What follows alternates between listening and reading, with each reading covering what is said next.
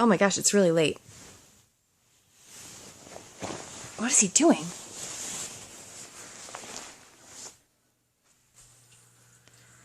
I keep telling him he has to stop working so late. Hey, what are you up to? Wait a minute.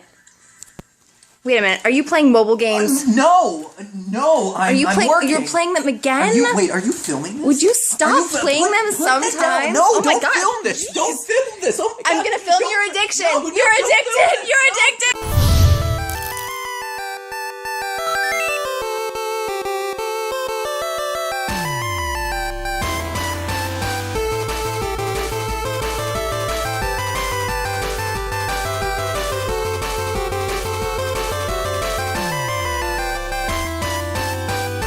Hello, Internet! Welcome to Game Theory, the show where once you pop, the fun don't stop. As loyal theorists may remember, a few months ago I dipped my toe into the mobile gaming waters with a strategy game named Total Conquest. Since then, things have changed. Little did I expect that those cartoonish Roman soldiers were peddling me a gateway drug that would send me into the crack den known as the Google Play Store. Action, strategy, puzzle, adventure, arcade, you name it, and it's there. My most recent discovery's been Dungeon Gems, a game that has you fighting through waves of enemies in a rock, paper, scissors style game with a team of elementally charged heroes that you find, train, and evolve.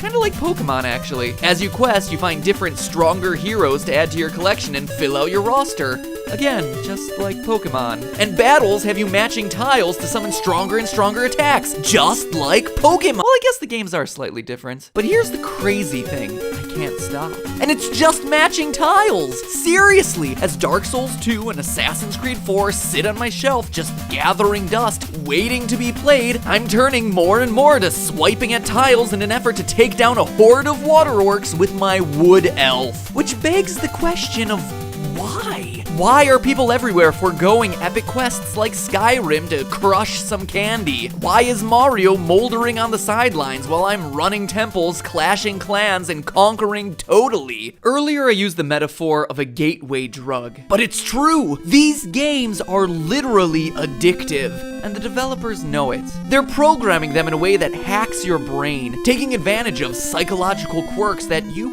probably aren't aware exist, and yet have huge consequences on how you behave and what you play. So it's high time that you learn the secrets mobile developers already know and are exploiting inside that head of yours. To understand that, we need the straight dope on the dopamine pathway. The dopamine pathway is one that always seems to come up in those pesky high school biology classes, somewhere between the frog dissections and that damn Krebs cycle. Alpha, keto, gluta...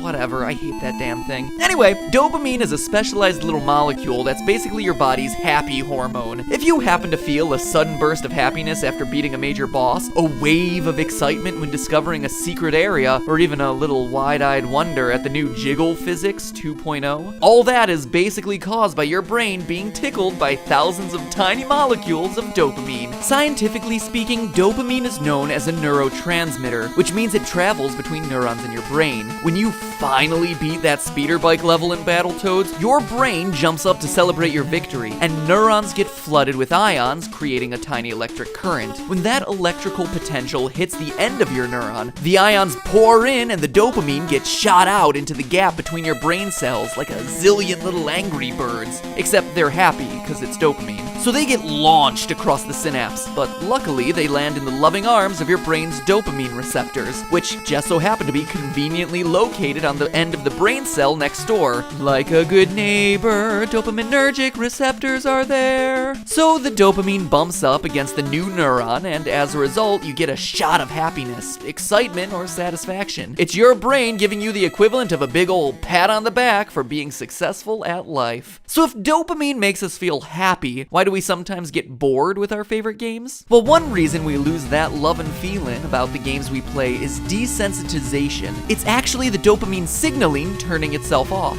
In any kind of addiction, whether it's drugs, alcohol, or my addiction of choice, Diet Coke, the addict ends up having more and more as time goes by. The first few times you perform the addictive behavior, like drink a Diet Coke, you feel awesome. It's so crisp and cold and clean and has that nice burn in the back of your throat, and it's sweet and acidic all at the same time. Ugh.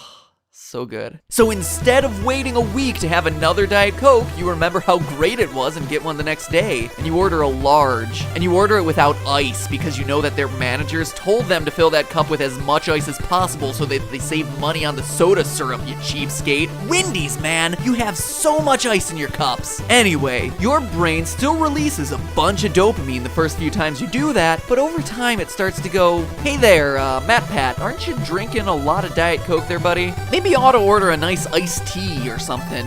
Try a grape Fanta.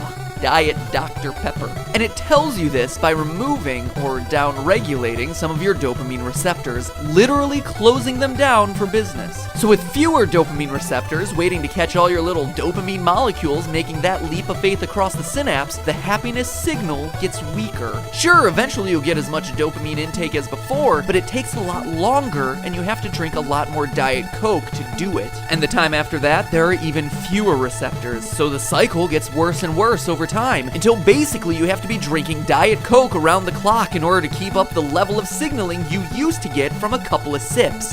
Man, I'm thirsty. Here, hold on a second. Where's my wallet? Zah.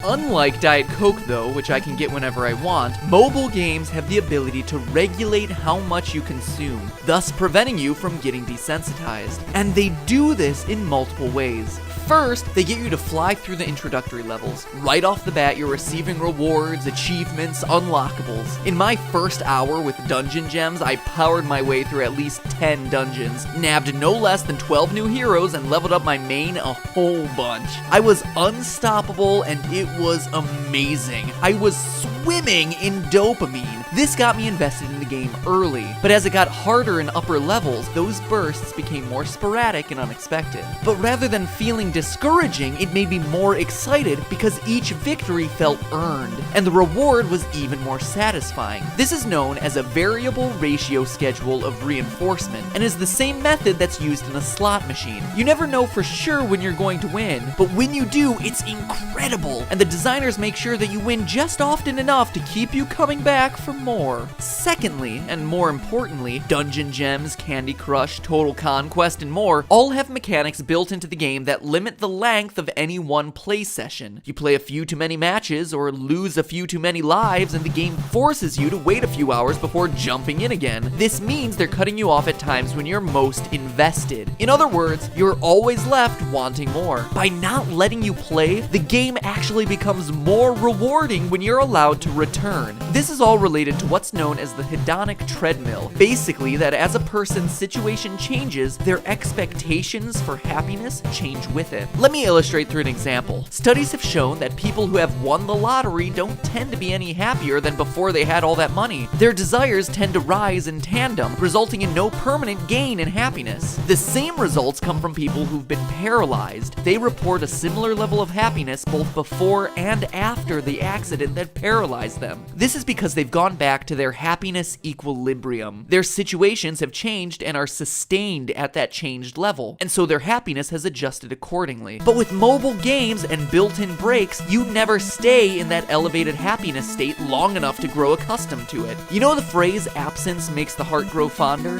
If you're in a long-distance relationship, that's the thing you hear all the time. But it's true. In this case, Dungeon Gems is my long-distance girlfriend. We hang out for a few days, have a great time, probably catch a movie, some dinner, but then she goes away for a while. I remember the good times we had, call her up on the phone, and eagerly look forward to the next time she's in town. So you're taking games that are perfectly programmed to capitalize on some core psychological triggers and adding to that unbelievably sticky formula by also making them free to play, putting them on a console that exists in your pocket, making them super quick and easy to get into and learn, and gosh darn it, giving them an incredibly fun and rewarding sound and graphical design. There's a reason people can't resist these things, and And that's not including elements of the gambler's fallacy and rosy retrospection, but those subjects are for another day. In short, mobile games are the perfect storm of addictive gameplay. But there's one final angle to this whole dopamine story. Sure, these games are programmed in ways that keep the dopamine flowing at max volume by spacing out your rewards, but they're not the only ones to blame. You are. Studies have shown that about 10 to 15% of the population have addictive personalities, meaning they're more prone to get hooked on something,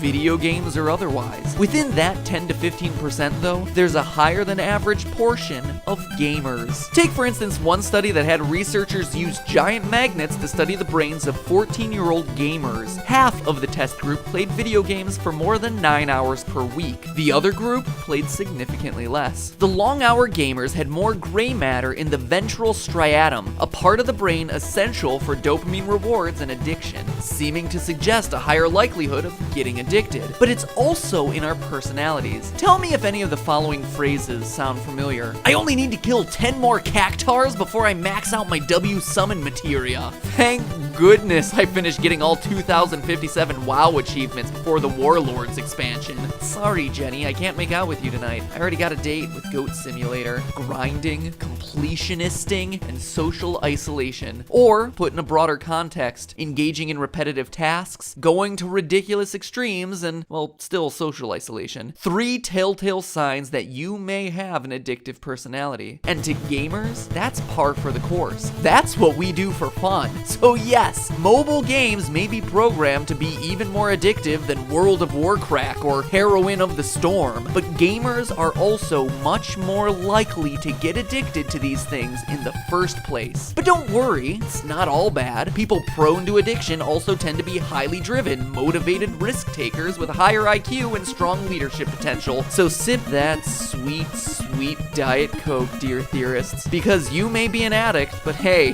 there are a lot worse things out there to be addicted to than tile matching. But hey, that's just a theory. A game theory. Thanks for watching. Candy Crush that subscribe button. It won't even cost you a microtransaction, I swear. No? Okay. Welcome back to the super amazing end card tournament, where we haven't had one in a while. So let's make this one good by tackling one of the biggest battles in geekdom. Your choice, Star Wars or Star Trek. Is the Force with you, or are you planning on living long and prospering? Click on one to choose so that we can finally settle this internet old debate. Or maybe you're just a Whovian who doesn't care anything about this intergalactic debate. Bring that option up too, Ronnie. You feel awesome. So sweet and so cold, like the plums that were in the icebox and that you were probably saving for dinner. Thank you, William Carlos Williams. Here's a reference that no one will ever get.